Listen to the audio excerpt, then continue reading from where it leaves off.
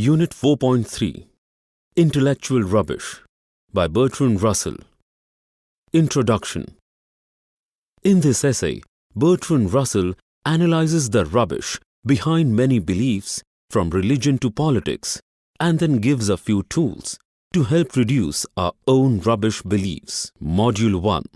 To avoid the various foolish opinions to which mankind are prone, which means likely to suffer from, no superhuman genius is required. A few simple rules will keep you not from all error but from silly error. If the matter is one that can be settled by observation, make the observation yourself. Aristotle could have avoided the mistake of thinking that women have fewer teeth than men by the simple device of asking Mrs. Aristotle to keep her mouth open while he counted. He did not do so because he thought he knew. Thinking that you know when in fact you don't is a fatal mistake, which means a very serious mistake to which we are all prone. I believe myself that hedgehogs, an animal with spiny coat, eat black beetles because I have been told that they do. But if I were writing a book on the habits of hedgehogs, I should not commit myself until I had seen one enjoying this unappetizing, which means unpleasant diet. Aristotle, however, was less cautious. Many matters, however, are less easily brought to the test of experience, which means observation of facts. If, like most of mankind, you have passionate convictions, which means strong beliefs, on many such matters, there are many ways in which you can make yourself aware of your own bias. If an opinion contrary to your own, which means opposite to your own opinion, makes you angry, that is a sign that you are subconsciously aware of having no good reason for thinking as you do. If someone maintains that 2 and 2 are 5, or that Iceland is on the equator, you feel pity rather than anger, unless you know so little of arithmetic or geography that his opinion shakes your own contrary conviction. The most savage controversies, which means strong disagreements, are those about matters as to which there is no good evidence either way. So whenever you find yourself getting angry about a difference of opinion, be on your guard. You will probably find, on examination, that your belief is going beyond what the evidence warrants, which means beyond proof. Explanation. Human beings easily follow certain beliefs without really finding out if they are true. The writer has given us a few simple tips to avoid such beliefs. Firstly, he says that if the matter can be verified by observation, we must do it ourselves. The writer then says that in some matters it is not easy to judge only by experience. If we are strongly convinced about something, you can find out if you are right by checking what others think. If their opinion differs and there is no evidence for both the versions, then check if you get angry on hearing their opinion. If yes, then you have to think twice about it. Module 1 continued. A good way of ridding yourself, which means freeing yourself of certain kinds of dogmatism, which means old beliefs, is to become aware of opinions held in social circles different from your own. When I was young, I lived much outside my own country, in France, Germany, Italy, and the United States. I found this very profitable in diminishing the intensity of insular prejudice, which means a biased opinion. If you cannot travel, seek out people with whom you disagree and read a newspaper belonging to a party that is not yours. If the people and the newspaper seem mad, perverse and wicked, which means having evil intentions, remind yourself that you seem so to them. In this opinion, both parties may be right, but they cannot both be wrong. This reflection should generate a certain caution, which means this thought should create a carefulness. Explanation. If we want to get rid of certain blind faiths, we must learn about what people from different countries or societies think about them. This reduces the strong faith in our biased opinion. If you think other people's opinions seem wicked, then remember they too must be thinking the same about you. Module 2. Becoming aware of foreign customs, however, does not always have a beneficial effect.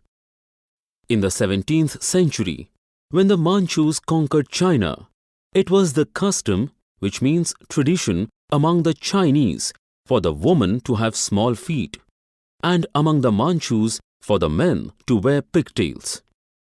Instead of dropping their own foolish custom, they each adopted the foolish custom of the other, and the Chinese continued to wear pigtails until they shook off the dominion of the Manchus in the Revolution of 1911. Explanation. When we become aware of other people's opinions, it does not always have a beneficial effect. Sometimes, instead of dropping our foolish customs, we adopt the foolish customs of others. Module 2 continued. For those who have enough psychological imagination, it is a good plan to imagine an argument with a person having a different bias, which means an opinion. This has one advantage and only one, as compared with actual conversation with opponents. This one advantage is that the method is not subject to the same limitations of time and space. Mahatma Gandhi deplored, which means hated railways and steamboats and machinery. He would have liked to undo the whole of the Industrial Revolution. You may never have an opportunity of actually meeting anyone who holds this opinion, because in Western countries, most people take the advantage of modern technique for granted. But if you want to make sure that you are right in agreeing with the prevailing opinion, you will find it a good plan to test the arguments that occur to you by considering what Gandhi might have said in refutation of them, which means against them. Explanation. Sometimes we can imagine that we are arguing with a person holding a different opinion by imagining ourselves to be both parties. Module 2 continued. I have sometimes been led to actually change my mind as a result of this kind of imaginary dialogue, and, short of this, I have frequently found myself growing less dogmatic, which means narrow-minded, and cocksure, which means very sure, through realizing the possible reasonableness of a hypothetical opponent, which means an imaginary opponent. Be very wary, which means cautious, of opinions that flatter your self-esteem, which means self-respect. Both men and women, 9 times out of 10, are firmly convinced of the superior excellence, which means extremely good, of their own sex. There is abundant evidence, which means lots of proof, on both sides. If you are a man, you can point out that most poets and men of science are male. If you are a woman, you can retort, which means argue, that so are most criminals. The question is inherently, which means essentially insoluble, but self-esteem conceals, which means hides, this from most people. We are all, whatever part of the world we come from, persuaded that our own nation is superior to all others. Seeing that each nation has its characteristic merits and demerits, we adjust our standard of values so as to make out that the merits possessed by our nation are the really important ones, while its demerits are comparatively trivial, which means of less value. Explanation. The writer says that he has done this kind of imaginary arguments many a times, and it has helped to change his mind. So now he frequently has become less adamant about his views, ready to accept other viewpoints. Many a times, opinions also influence us depending on our gender. Men will argue that they are superior, giving examples of poets and scientists, and women will immediately argue, saying that most criminals are men. Similarly, we also have unquestionable faith in our nation and claim it to be the best. Module 3. Here again, the rational man, which means logically thinking man, will admit that the question is one to which there is no demonstrably right answer. It is more difficult to deal with the self-esteem of a man as man because we cannot argue out the matter with some non-human mind.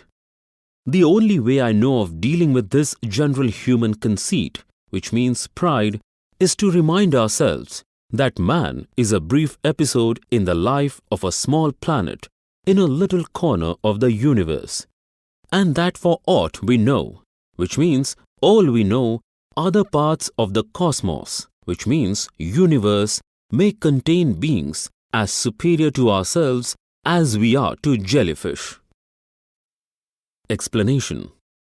The writer here reminds us that many times we feel that our opinion is correct when there is no argument from any of the above-mentioned parties, like other people, other nations, etc.